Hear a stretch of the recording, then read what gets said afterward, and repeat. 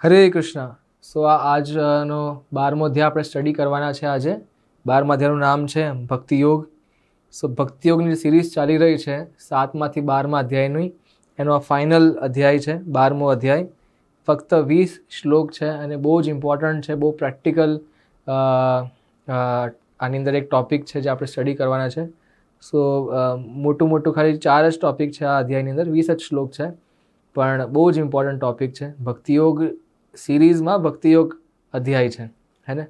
સો આની શરૂઆત બહુ બ્યુટિફુલ થઈ રહી છે કે અર્જુન કહે છે, પહેલો ટૉપિક છે, એનાથી ખાલી એક જ શ્લોક છે, પહેલો શ્લોક.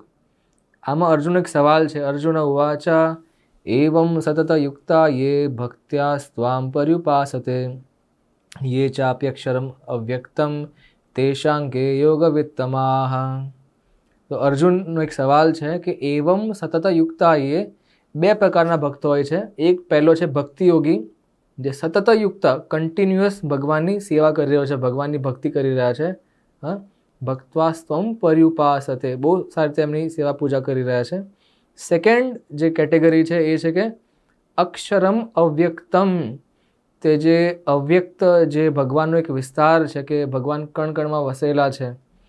તો ભગવાનનો એ પ્રકારના એ જે પ્રકાર છે, ભગવાનનું અવ્યક્ત જે રૂપ છે, ભગવાનનું જે જોઈ નથી શકતા, એની પૂજા વધારે સારી કે ભગવાનના જે રૂપ છે, જેમનું મુરલી મનોહર ત્રિભંગી જે રૂપ છે, એ વાળો એ વાળો યોગી વધારે સારો?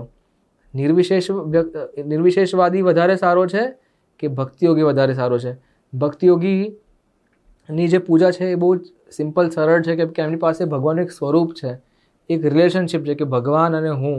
ભગવાન માટે ખવડાવી શકાય, ભગવાનના આનંદ માટે કીર્તન કરી શકાય, ભગવાન માટે ભોગ બનાવી શકાય, ભગવાનની આરતી પૂજા કરી શકાય. અવ્યક્તની તમે કઈ રીતે પૂજા કરી શકો? જેને તમે જોઈ જ ના શકો, એવા પણ યોગી હોતા હોય છે, રાઈટ? એવા પણ જ્ઞાન યોગી, ધ્યાન યોગી હોતા હોય છે. પણ તો અર્જુન આ સવાલ પૂછી રહ્યો છે. સો નેક્સ્ટ જે ટોપિક છે એમાં ભગવાન આન્સર આપી રહ્યા છે. 2 થી 7મા શ્લોકમાં ભગવાન આન્સર આપે છે કે ભક્તિયોગી સર્વોચ્ચ છે. પહેલા શ્લોકમાં અર્જુને સવાલ કર્યો, કયો બંનેમાંથી સિદ્ધ કોણ છે? એન્ડ 2 થી 7માં ભગવાને સિદ્ધ કરી કાઢ્યું કે ભક્તિયોગી સર્વોચ્ચ છે, ભક્તિયોગી is top most. So second શરૂ થાય છે, બીજો શ્લોક. શ્રી ભગવાન ઉવાચ મય્યાવેશ્ય મનો યે મામ નિત્યયુક્તા ઉપાસતે શ્રદ્ધયા પરયોપેતાસ્તે મે યુક્તતમા મતાઃ. શ્રી ભગવાનજીએ કીધું છે, મયી આવેશ્ય મનો યે મામ, જે મનથી મારી પૂજા કરે છે, એકદમ સ્થિર, એમનું મન એકદમ સ્થિર થઈ ગયું છે. નિત્યયુક્તા ઉપાસતે, જે કન્ટિન્યુઅસ મારી ભક્તિ કરી રહ્યા છે. અને કેવી રીતે? શ્રદ્ધયા પરયોપેતાસ, જે મારી દિવ્ય ભક્તિમાં નિમગ્ન થઈ ગયા છે, લીન થઈ ગયા છે અને શ્રદ્ધાપૂર્વક ભક્તિ કરી રહ્યા છે. એ મારા હિસાબથી, ભગવાન કહે છે મતઃ, મારા મતઃ યુક્તતમ, એ સૌથી બેસ્ટ યોગી છે, એ મોસ્ટ પરફેક્ટ છે. તો એકચ્યુઅલી આન્સર તો ભગવાને બીજા શ્લોકમાં જ આપી દીધો, રાઈટ? સો હવે આગળ ભગવાન થોડું ઓર વાત કરી રહ્યા છે. જે નિર્વિશેષવાદી જે છે, જે અવ્યક્ત રૂપની જે પૂજા કરી રહ્યા છે, એમના વિશે ભગવાન કહે છે કે 3જો અને 4થો શ્લોક એક સાથે છે. યે ત્વ અક્ષરમ અનિર્દેશ્યમ અવ્યક્તમ પર્યુપાસતે સર્વત્ર ગમચિંત્યમ ચ કૂટસ્થમ અચલ ધ્રુવમ સન્નિયમ્યેન્દ્રિયાગ્રામમ સર્વત્ર સમબુદ્ધયઃ તે પ્રાપ્નુવન્તિ મામેવા સર્વભૂતહિતે રતાઃ. સો આની અંદર લખેલું છે કે આ જે પણ અચિંત્ય, જે અવ્યક્ત પર્યુપાસતે, જે અવ્યક્તની જે પૂજા કરી રહ્યા છે, તો તે પ્રાપ્નુવન્તિ મામેવા, એ પણ મને પામે છે. પણ અહીંયા લખ્યું છે બહુ લાસ્ટમાં, અહીંયા અનુવાદમાં એક્ઝેક્ટલી લખેલું છે કે તેઓ સર્વના કલ્યાણમાં પરોવાયેલા રહીને અંતે મને પ્રાપ્ત કરે છે. અંત એટલે શું કહેવાય? એટલે પ્રાપ્ત કરે છે, પણ બહુ લાસ્ટ ફાઇનલ સ્ટેજમાં બહુ ટાઈમ લાગે છે, બહુ ટાઈમ કન્ઝ્યુમિંગ છે, આસાન નથી. 5મા શ્લોકમાં ભગવાને એકદમ ક્લિયર કટ કીધું. ભગવાને શું કીધું? ક્લેશો અધિકતરસ્તેષામ અવ્યક્તાસક્ત ચેતસામ અવ્યક્તા હિ ગતિર્દુઃખમ દેહવદ્ભિરવાપ્યતે. ક્લેશ બહુ છે, અધિકતર ક્લેશઃ, બહુ ડિફિકલ્ટી છે. લખ્યું છે કે જે મનુષ્યોના મન પરમેશ્વરના અવ્યક્ત નિર્વિશેષ પાસા પ્રત્યે આસક્ત હોય છે તેમના માટે પ્રગતિ કરવાનું અત્યંત કષ્ટપ્રદ હોય છે.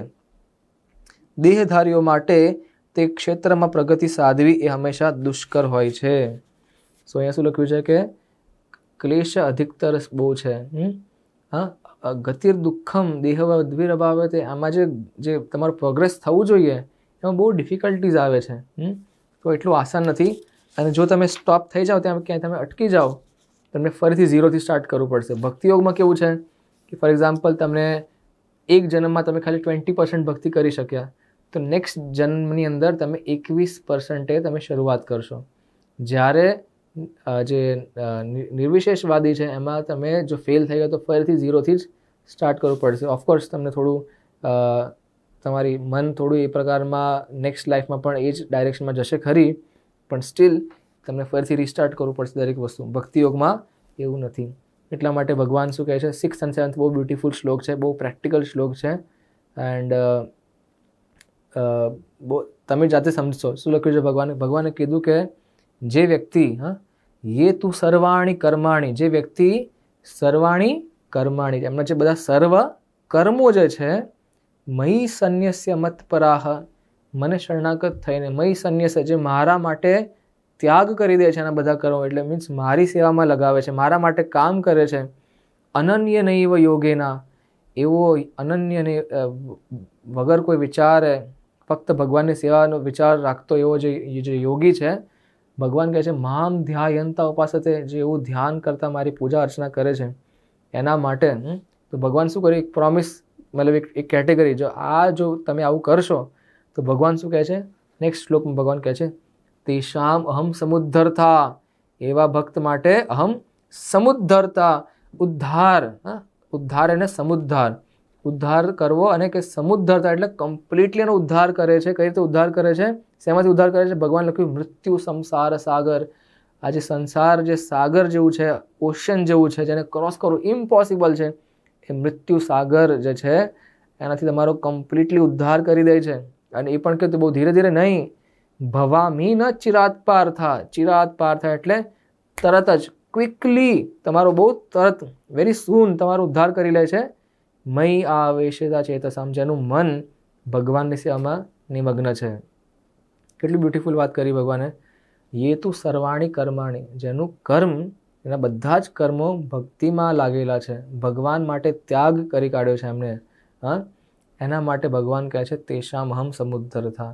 તો આ વસ્તુ ખાલી શું કહેવાય, ફક્ત બ્રહ્મચારી આ સંન્યાસી માટે નથી, પણ દરેકે દરેક આશ્રમ માટે જ. તમે ઘર ગૃહસ્થીમાં રહીને પણ તમારા બધા જ કર્મો ભગવાનની સેવામાં લગાવી શકો, એ શક્ય પોસિબલ છે. સો આના માટે આપણે ઓર ડિટેલમાં સ્ટડી કરીશું. હવે થર્ડ ટોપિકનું નામ છે ભક્તિના પ્રગતિશીલ વિભાગો કે તબક્કાઓ. બેઝિકલી 5 સ્ટેજ છે ભક્તિના. બેસ્ટ થોડુંક, જો આ ના થાય તો તમે આટલું કર્યું. સો ભગવાન રેકમેન્ડ કરી રહ્યા છે કે જો બેસ્ટ વસ્તુ આ છે. 8મા શ્લોકમાં આવું કીધું. 8મો શ્લોક તમારાથી ફોલો નહીં થાય તો 9th પર આવો, આટલું કરી લો. ચલો 9th પણ ફોલો નથી કરતો, આટલું કરી લો, 10મું વાળું કરી લો, 11મો, 12મો, એમ ભગવાને 5 સ્ટેજ આપ્યા છે 8 થી 12માં. એ આપણો થર્ડ ટોપિક છે. ભક્તિના પ્રગતિશીલ વિભાગો છે, ભક્તિના પ્રગતિશીલ તબક્કાઓ છે. સો મેઇન વસ્તુ આપણે સમજી ગયા. અર્જુને સવાલ પૂછ્યો હતો કે નિર્વિશેષવાદી વધારે સારો યોગી છે કે ભક્તિ યોગી. ભગવાને બીજા શ્લોકમાં ક્લિયર કટ કરી કાઢ્યું કે ભક્તિ યોગી બેસ્ટ છે. યુક્તતમ મત, મારો મત તો ભાઈ ભક્તિ યોગીમાં છે, કેમ કે કન્ટિન્યુઅસ મને યાદ કરે છે. 3rd, 4th, 5thમાં ભગવાને કીધું નિર્વિશેષવાદો જે રસ્તો છે બહુ સ્લો છે, બહુ ડિફિકલ્ટ છે, ના પડશે એ બધાની અંદર.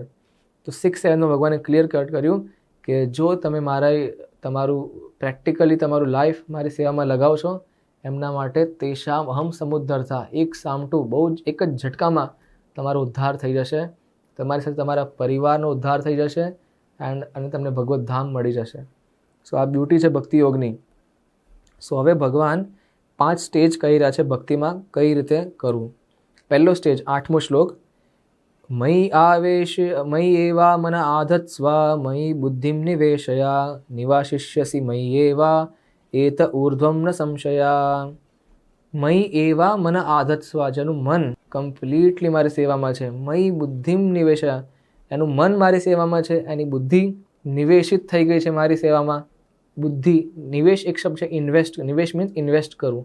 આપણે જનરલી પૈસા ઇન્વેસ્ટ કરતા હોય સો દેટ એનું રિટર્ન કંઈ મને મળે, હે ને, લાઈક પૈસા 1 રૂપિયાનો 10 રૂપિયા થઈ જાય, લાઈક દેટ. બુદ્ધિ નિવેશ, તમારી બુદ્ધિનો ઉપયોગ તમે એવી રીતે કરો કે તમને શું પ્રાપ્ત થાય? તમને ડાયરેક્ટ ભગવાન જ પ્રાપ્ત થઈ જાય.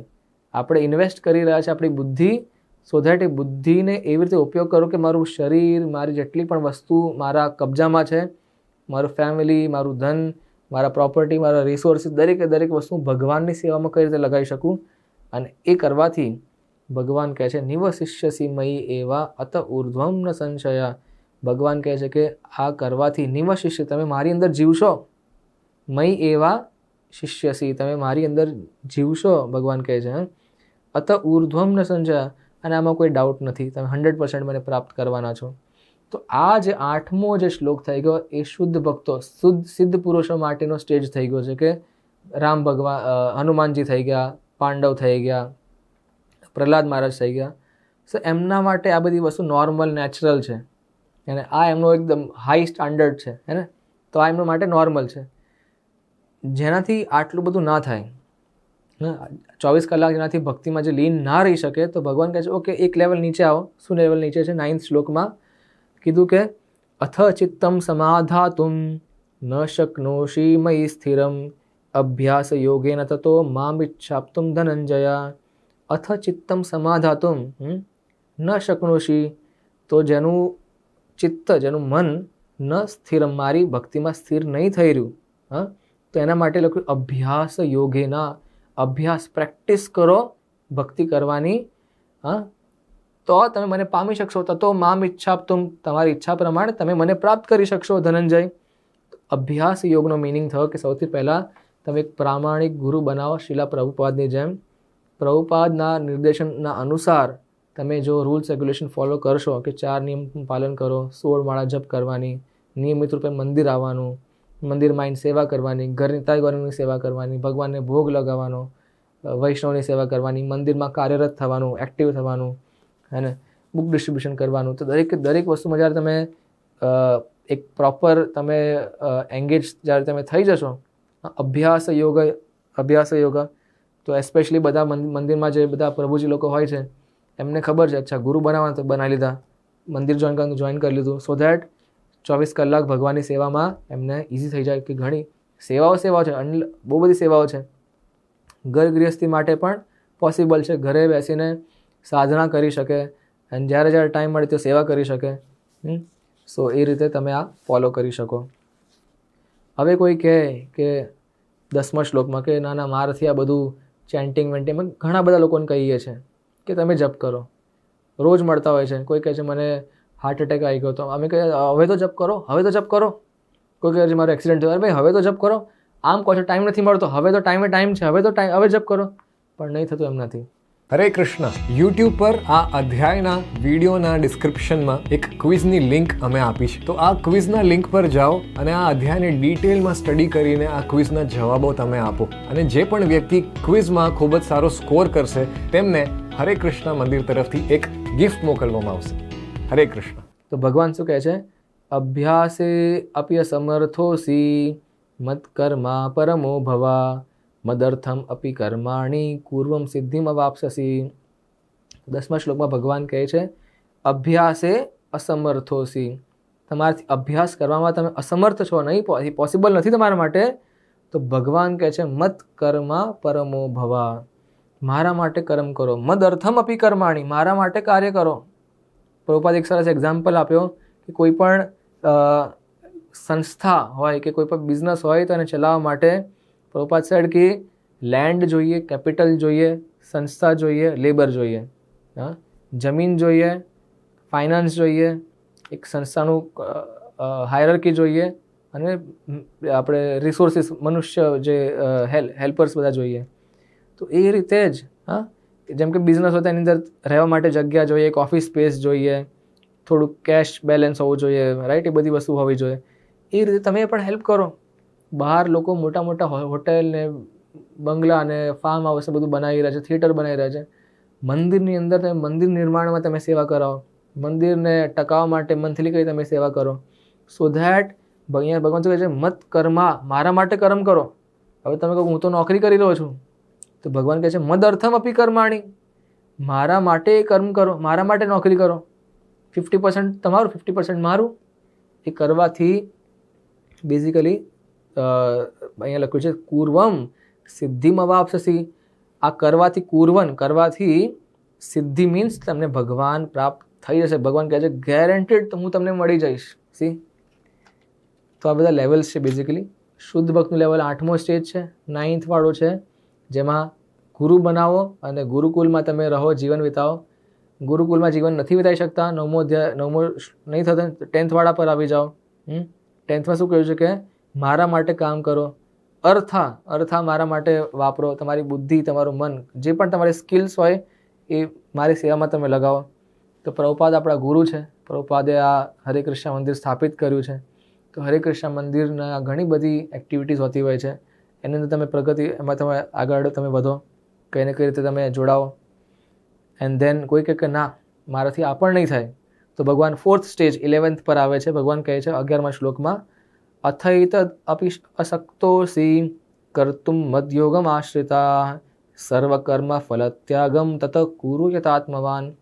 અથૈત એટલા માટે જો અપી અશક્તોસી મદયોગમ આશ્રિતા. હવે જો મારી સેવા કરવામાં પણ કોઈની ઈચ્છા ના હોય, ઘણા બધા એવા હોય છે કે ના હું ભગવાનની સેવા કરવામાં મને કોઈ ઈચ્છા નથી, તો ભગવાન કહે છે સર્વ કર્મ ફલ ત્યાગમ. તમને તમારું પૈસાનું દાન તો કરવું જ પડશે, ભલે મારા માટે નહીં તો બીજી કઈ જગ્યાએ કરો. અને કોઈને હેલ્પ કરો, કોઈને ભણાવો, કોઈને સમૂહ લગ્ન કરાવો, કોઈને એજ્યુકેશન કોઈનું પ્રમોટ કરો, કોઈને ભૂખ્યાને તમે જમાડો. હા, એવરી મંથલી તમે 20-30% તમારું સેલરી તમે આવા સારા કાર્યમાં તમે આપી દો. ભગવાન કહે સર્વ કર્મ ફલ ત્યાગમ. ભલે મારી સેવા નહીં તો લોકોની સેવા કરો. સો ધેટ ધીમે ધીમે ધીમે ધીમે આ કરતાં કરતાં તમારું જે પુણ્યની વૃદ્ધિ થશે. એક ટાઈમે તમને પછી આભાસ થશે કે અચ્છા હું લોકો માટે મેં બહુ સેવા કરી, હવે મને ભગવાનની સેવા કરવી જોઈએ. સો સી આ બધા લેવલ્સ છે. પહેલાં લોકોની સેવા કરો, એમાં જ્યારે તમે પરફેક્ટ થઈ જશો તો એક સ્ટેજ પછી તમે ભગવાનની સેવા કરશો. એના પછી પરફેક્ટ થઈ જશો, દેન પછી તમે ભગવાનની સેવા અને સાધના બંને કરશો. અને સેવા અને સાધના બંને પરફેક્ટ થઈ ગઈ, દેન તમે પછી કન્ટિન્યુઅસ ઓટોમેટિકલી કોઈના કીધા વગર તમે ઓટોમેટિક ભગવાનનું નામ લઈ શકશો, નિરંતર નામ લઈ શકશો, સતતમ કીર્તયંતમ નામ કરી શકશો તમે. સો આ રીતે લેવલ્સ વધી ગયા છે. હવે કોઈ કહે છે કે ના મારે કોઈ દાન પણ નથી કરવું, મારે કોઈના માટે કંઈ નથી કરવું, હું એકલો જ ઇનફ છું. તો ભગવાન કહે છે કે શ્રેયો હિ જ્ઞાનમ અભ્યાસાજ. જ્ઞાન અભ્યાસ કરતાં બેટર છે જ્ઞાન. તમે સૌથી પહેલાં શાસ્ત્રની પુસ્તક લો, અન્ડરસ્ટેન્ડ કરો, સમજો તમે કે દુનિયા શું છે, આની અંદર સિસ્ટમ શું છે. એ જ્ઞાન મેળવવાથી તમે એક લેવલ પર આવશો. અહીંયા શું કહ્યું, અભ્યાસ નહીં થતો, ઓકે, તો એના કરતાં જ્ઞાન મેળવો. પહેલાં તમે જ્ઞાન મેળવી લો, જ્યારે તમને ખબર પડી જશે દેન તમે ફોલો કરી શકશો. ફોર એક્ઝામ્પલ કોઈને હેલ્થ બહુ ખરાબ હોય અને મેદો બહુ ખાતો હોય તો આપણે કહીએ તો ભાઈ તમે મેદો ના ખાતા, તમારા માટે સારું રહેશે. તો નથી માનતો, હજુ પણ જંક ફૂડ બહુ ખાયા કરે છે. તો પછી થોડો યુટ્યુબનો વિડીયો બતાવો, થોડું કોઈ ડૉક્ટર સાથે વાત કરાવડાવો. ડૉક્ટર કહે છે જો આ બધું કરવાથી કોન્સ્ટિપેશન થઈ જશે, તમારું હેલ્થ સારી નહીં રહે, ફેટ એક્યુમ્યુલેટ થઈ જશે, કેન્સર થઈ શકશે. એ બધું કહેવાથી ઓહ અચ્છા આવું બધું થશે તો મારે નથી કરવું આ બધી વસ્તુ. જેવું જ્ઞાન મળ્યું તો જંક ફૂડ બંધ કર્યું. જસ્ટ એક એક્ઝામ્પલ આપી રહ્યો છું. એ રીતે જેવું જ્ઞાન મળ્યું તો ઓટોમેટિક નેક્સ્ટ લેવલ શું છે, જ્ઞાન ધ્યાનમ વિશિષ્ય. જ્ઞાન કરતાં ઉપર ધ્યાન છે. હવે જ્ઞાનમાં પરફેક્ટ થઈ ગયો, જ્ઞાન બધું મળી ગયું, પછી ધ્યાનના લેવલ પર આવશે, ભગવાનનું નામ જપ કરવા લાગશે. ધ્યાનમ ભગવાન પર મેડિટેટ કરવા લાગી જશે. મેડિટેટ કરતાં કરતાં જ્યારે એ એમાં પણ એક્સપર્ટ થશે દેન ધ્યાનત કર્મ ફલ ત્યાગમ. હા, તો એના પછી ઓટોમેટિકલી એના જે બધા કાર્યો છે ભગવાનની સેવામાં લગાવવાનું શરૂ કરશે. તો જે કંઈ નથી કરી રહ્યો, even basic last point donation પણ નથી કરી રહ્યો કોઈ પણ, ઇવન સામાન્ય મનુષ્યોની સેવામાં પણ, તો એને કીધું છે કે ભાઈ તમે જ્ઞાન, એટલીસ્ટ તમે જ્ઞાન પ્રાપ્ત કરો. જ્ઞાન પ્રાપ્ત કરતાની એક ઉપર એક લેવલ છે ધ્યાનનું. જ્યારે ધ્યાન ભગવાન પર કરવા લાગી જશે દેન પછી નેક્સ્ટ સ્ટેપ આવી રહ્યો છે કર્મફલ ત્યાગ. બધા કર્મોનું ફળ ભગવાનની સેવામાં આપવાનું એ શરૂઆત કરશે. એન્ડ જ્યારે બધા કર્મોનું ફળ ભગવાનની સેવામાં આપવાનું શરૂ કરશે તો એ લખ્યું છે ત્યાગાત શાંતિર અનંતરમ, ત્યારે એને કમ્પ્લીટ શાંતિ, અનંત શાંતિ એને પ્રાપ્ત થશે. શું કરવાથી? કર્મફલનું ત્યાગ કરવાથી. સો બેઝિકલી કર્મફલની બહુ મોટી મહિમા છે કે તમારા બધા જ કર્મો ભગવાનની સેવામાં હંમેશા નિયુક્ત થવા જોઈએ. સો આ હતો આપણો થર્ડ અને મતલબ આનો મેઇન ટોપિક છે 8 થી 12, 12મા અધ્યાયનો. એન્ડ ફાઇનલ જે ટોપિક છે 13 થી 20, જે છેલ્લા 8 શ્લોક છે એની અંદર ભગવાને વિવિધ પ્રકારની ગુણો વિશે વાત કરી છે જે ભગવાનને અતિશય બહુ પ્રિય છે. વાત દરેક શ્લોકમાં ભગવાન એન્ડમાં લખે છે કે યો મદ ભક્ત સમે પ્રિય, એટલે ભગવાન લખે છે કે યહ સચ મે પ્રિય, યો મદ ભક્ત સમે પ્રિય. મીન્સ આ જે બધી જે ક્વોલિટીઝ છે ભગવાનને બહુ પ્રિય છે. તો આપ પણ આને તમારી અંદર કેળવવાની તમે શરૂઆત કરો. તો 13મો શ્લોક છે. આનો ડિટેલમાં તમારે જાતે જ સ્ટડી કરવું પડશે આનો તાત્પર્ય વાંચીને, પણ મોટું કેમ કે સમયના અભાવના કારણે આપણે એટલું બધું ચર્ચા નહીં કરી શકીએ. અધરવાઇઝ દરેક ગુણ ને સમજવું બહુ ઇમ્પોર્ટન્ટ છે. એમાં સમજવામાં જ બહુ 1 કલાક લાગી શકે છે સમજવામાં, પછી ફોલો પણ કરવાનું છે. સો અહીંયા લખ્યું છે કે અદ્વેષ્ટ સર્વભૂતાનામ, દ્વેષ રહિત. બાકી બધાથી તમે દ્વેષ રહિત થઈ જાઓ. દ્વેષ કોઈની પ્રત્યે તમે દ્વેષ ના કરો. દ્વેષ મીન્સ શું હોતું હોય છે કે નફરત કાઇન્ડ ઓફ, હે ને, કે આ મને નથી ગમતો, આ વ્યક્તિ મને નથી ગમતો.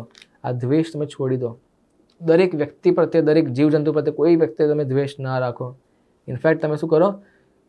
મૈત્ર કરુણા એ વચ્ચે. મૈત્ર એટલે ફ્રેન્ડશિપ કરો, કરુણા એટલે તમે થોડું એમને કૃપા બતાવો, કાઇન્ડ બનો, હે ને, કરુણા.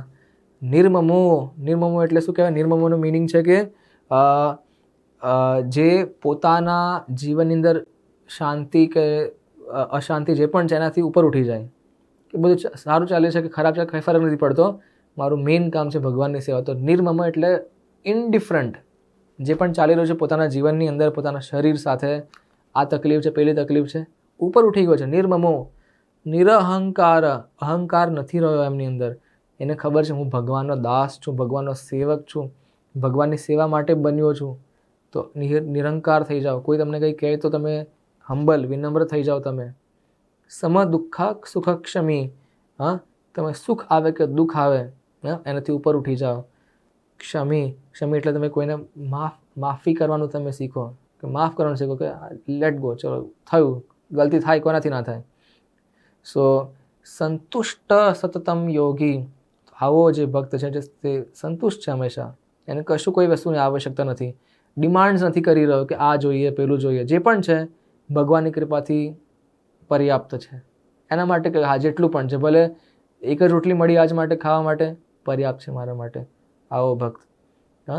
સતતમ યોગી યથાત્મા દૃઢ નિશ્ચય, છતાં પણ દૃઢતા સાથે નિશ્ચય કરીને ભક્તિ કરી રહ્યા છે. મય અર્પિતા મનો બુદ્ધિર.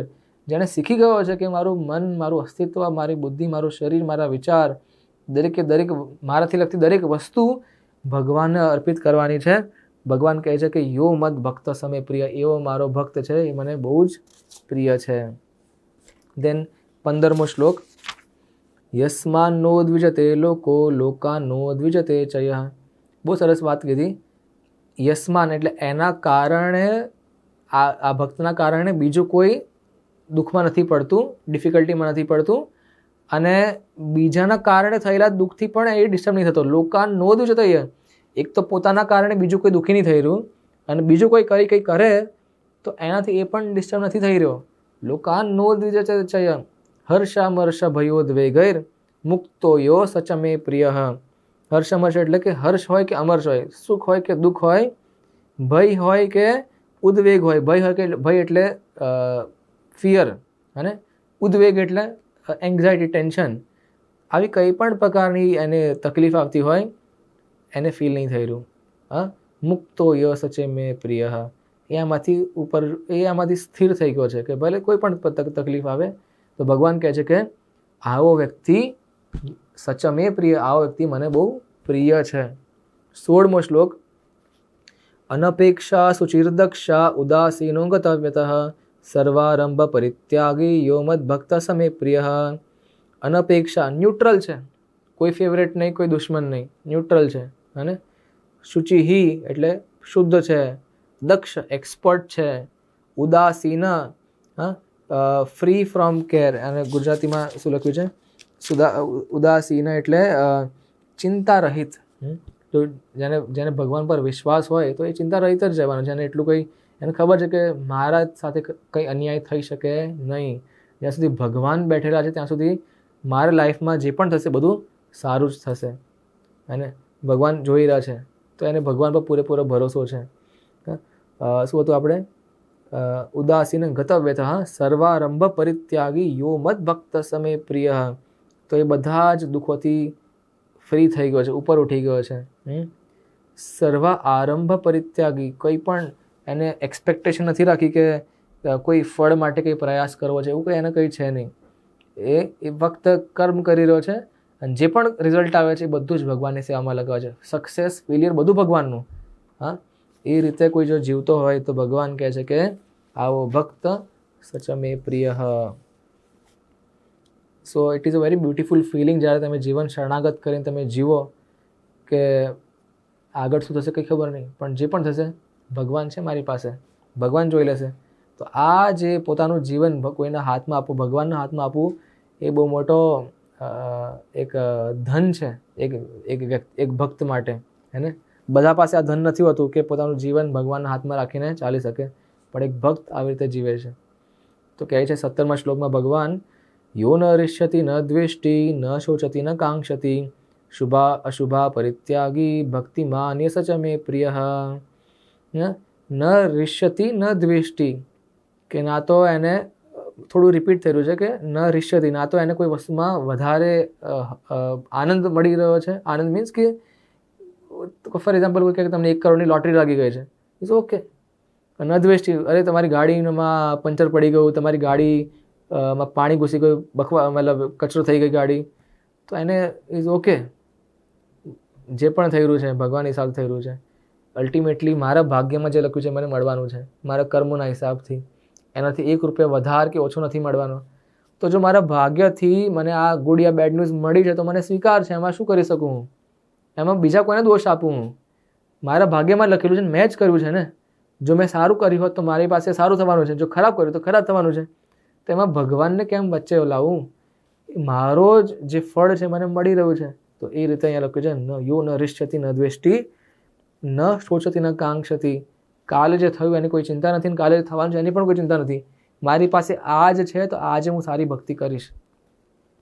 તો આજમાં ભક્ત જીવે છે. શુભ અશુભ પરિત્યાગી, જે પણ ત્યાગ કરી દે છે કે શુભ હોય અશુભ હોય જે પણ છે મને સ્વીકાર છે. તો એનું એક જ માઇન્ડ બહુ ક્લિયર છે કે તકલીફોથી ભક્ત ડરતો નથી. તકલીફ આવશે, નો ઇશ્યુ, ભગવાન બેઠા છે, હું જોઈ લઈશ.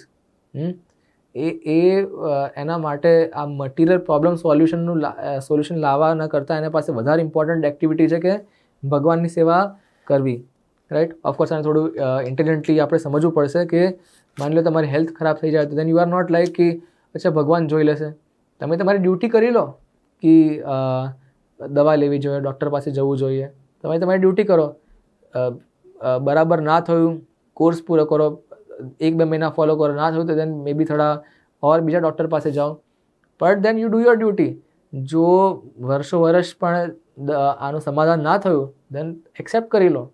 ભગવાનની આ જ ઈચ્છા છે. ભગવાનની આ ઈચ્છા છે દેટ મીન્સ કે તમારું કર્મનું જે પણ ફળ છે મળી રહ્યું છે એન્ડ ભગવાન પણ ઇન્ટરફિયર નથી કરી રહ્યા. ફિર ભગવાને ભક્ત હંમેશા જોશે કે કદાચ બહુ મોટું થવાનું હશે, કદાચ ભગવાન થોડું નાનકડું આપી રહ્યા છે, લેટ મી એક્સેપ્ટ. તો એ રીતે ભક્ત પોતાની ડ્યુટી કરશે. ઘરમાં આગ લાગી ગઈ, અરે નો પ્રોબ્લેમ, ભક્તિ કરીશું, આપણે આરામથી બેસીને જપ કરીશું. નો, આગ લાગી છે, ફાયર બ્રિગેડને બોલાવો, પેલું છાંટો તમે બધી રીતે. પણ જે પણ કરવાનું છે એઝ અ ડ્યુટી કરવાની છે. અને છતાં પણ ઘર બળી ગયું, વોટ કેન બી ડન? સ્વીકાર છે, એક્સેપ્ટ છે. રોવું નથી કે અચ્છા ભગવાન છોડી દેવા છે, ભક્તિ છોડી દેવી છે. તો એ ખોટી અન્ડરસ્ટેન્ડિંગ છે. એટલા માટે 18-19 શ્લોકમાં ભગવાન કહે છે, સમશત્રૌ ચ મિત્રે ચ તથા માન અપમાનયો શીતોષ્ણા સુખ દુઃખેષુ સમસંગ વિવર્જિતઃ તુલ્યાનિંદા સુતિર્મૌની સંતુષ્ટો યેન કેનચિત અનિકેતા સ્થિરમતિર ભક્તિમાન મે પ્રિયો નરઃ. હા, જે ઇક્વલ છે શત્રુ જોડે મિત્ર જોડે, માન કે અપમાન બંનેમાં ઇક્વલ છે. શીતા ઉષ્ણમ, ઠંડી લાગી કે ગરમી લાગે, સહનશીલ છે, સુખ આવે દુઃખ આવે. ખરાબ બધા પ્રકારના સંગ છોડી દીધા છે. તુલ્ય નિંદા સ્તુતિર મૌની, કોઈ તમારી નિંદા કરે કે તમારી સ્તુતિ કરે, તમે આરામથી તમે નોર્મલ તમે લઈ રહ્યા છો. તમારા માટે કોઈ ના તો કોઈ શત્રુ છે ના કોઈ મિત્ર છે, તમે સંતુષ્ટ છો. અનિકેતા સ્થિરમતિર, તો જે આવી રીતે ભગવાનની સેવામાં સ્થિર થઈ ગયો છે, ભગવાન કહે છે ભક્તિમાન મેં પ્રિયો નરઃ, એ મારો પ્રિય ભક્ત છે. અને ફાઇનલ 12મા શ્લોકનો 12મા અધ્યાયનો 20મો શ્લોક જે છે, ये तु धर्मामृतम इदम यथोक्तम पर्युपासते श्रद्धान मत्परमा भक्तास्तेतीव मे प्रियः. તેનો અનુવાદ જે છે કે જેઓ આ ભક્તિ યોગના અવિનાશી પંથનું અનુસરણ કરે છે અને મને જ પોતાની સર્વોપરી ધ્યેય માની શ્રદ્ધાપૂર્વક પૂર્ણ રીતે મારામાં પરાયણ રહે છે, તેવા ભક્તો મને અતિશય પ્રિય છે. સો ભગવાને આ શું કીધું? યે તુ ધર્મા અમૃતમ ઇદમ, કે જે અમૃતમય ધર્મ રૂપી રસ્તા પર ચાલી રહ્યા છે, યથોક્તમ પર્યુપાસતે, મારી સેવા પૂજા કરીએ, શ્રદ્ધાન, બહુ શ્રદ્ધાપૂર્વક, મત પરમાં, એમનું જીવન મારામાં લીન થઈ ગયું છે, મારી સેવા માટે જે બનેલા છે. ભક્તો શું લખ્યું છે? એવા ભક્તો અતીવ મેં પ્રિય, અતિ એટલે અતિશય મને બહુ પ્રિય છે. તો બેઝિકલી ભગવાન અહીંયા કહી રહ્યા છે કે આવા જે ભક્તો છે, આ બધા પ્રકારના દૈવી ગુણો છે, બધા ભક્તોના ગુણો છે, આ ગુણો મને બહુ પ્રસન્ન છે. સો મારા ભક્તોની અંદર પણ આવા ગુણ હોવા જોઈએ. તો જ્યારે આપણે આવા બધા ગુણ વાંચીએ છીએ અને જ્યારે આપણે પોતાને જોઈએ તો ખબર પડે છે કે અચ્છા ઘણું બધું કામ બાકી છે, ઘણી બધી ભક્તિ બાકી છે. ક્યારે વિચાર આવે છે કે 10 વર્ષ થઈ ગયા, 20 વર્ષ થઈ ગયા, 30 વર્ષ થઈ ગયા, પણ ભક્તિમાં હજુ આ સ્ટેજ ક્યારે આવશે? તો નો પ્રોબ્લેમ, તમે આગળ વધતા જાઓ, ડિમોટિવેટ થવાની જરૂર નથી. 1 જીવન 2 જીવન આપતા રહો, જેટલું તમારાથી બની શકે એટલું તમે ભક્તિ કરતા રહો. એક દિવસ જરૂર આવશે જ્યારે આ બધા જ ગુણો હરિનામની કૃપાથી, ગુરુની કૃપાથી આ બધા જ ગુણો આપણી અંદર પણ આવશે. બટ તમે ભક્તિનો રસ્તો છોડવાનો નથી અને બહુ સરળતાથી ભક્તિ થતી રહેશે. ચિંતા નથી કરવાની. ભગવાન અને ગુરુની કૃપાથી 100% આપણને ભગવત ધામ અને ભગવાન અને ગુરુનો સંગ પ્રાપ્ત થવાનો જ છે. સો ભક્તોનો સંગ કરતા રહો અને આવા સત્સંગ કરવાથી આપણને ઓર જ્ઞાન મળશે અને પ્રેક્ટિકલ તમે નિજી જીવનની અંદર પણ આ બધું વસ્તુ ફોલો કરી શકશો. સો 12મો અધ્યાય બહુ બ્યુટિફુલ અધ્યાય છે. ફક્ત 4 ટોપિક છે. અર્જુનનો સવાલ હતો પહેલા શ્લોકમાં, અને 2 થી 7મા સેકન્ડ શ્લોકમાં ભગવાને આન્સર આપ્યો છે કે ભક્તિયોગી સર્વોચ્ચ છે. 3જા ટોપિકમાં 8 થી 12 શ્લોકમાં 5 પ્રગતિશીલ ભક્તિના વિભાગો આપેલા છે. અને 4th જે ટોપિક છે 13 થી 20 શ્લોકમાં કૃષ્ણએ એમના અતિશય પ્રિય એવા ગુણો વિશેનું વર્ણન કરેલું છે. તો આ હતો આપણો 12મા અધ્યાયનું સંક્ષિપ્તમાં એક સ્ટડી. આપણે ક્લાસને સમાપ્ત કરીશું 12મા અધ્યાયની સ્ટડીનો. શ્રીમદ ભગવદ્ ગીતા કી જય, જગતગુરુ શિલા પ્રભુપાદ કી જય. હરે કૃષ્ણ. યુટ્યુબ પર આ અધ્યાયના વિડીયોના ડિસ્ક્રિપ્શનમાં એક ક્વિઝની લિંક અમે આપી છે. તો આ ક્વિઝના લિંક પર જાઓ અને આ અધ્યાયને ડિટેલમાં સ્ટડી કરીને આ ક્વિઝના જવાબો તમે આપો. અને જે પણ વ્યક્તિ ક્વિઝમાં ખૂબ જ સારો સ્કોર કરશે તેમને હરે કૃષ્ણ મંદિર તરફથી એક ગિફ્ટ મોકલવામાં આવશે. હરે કૃષ્ણ.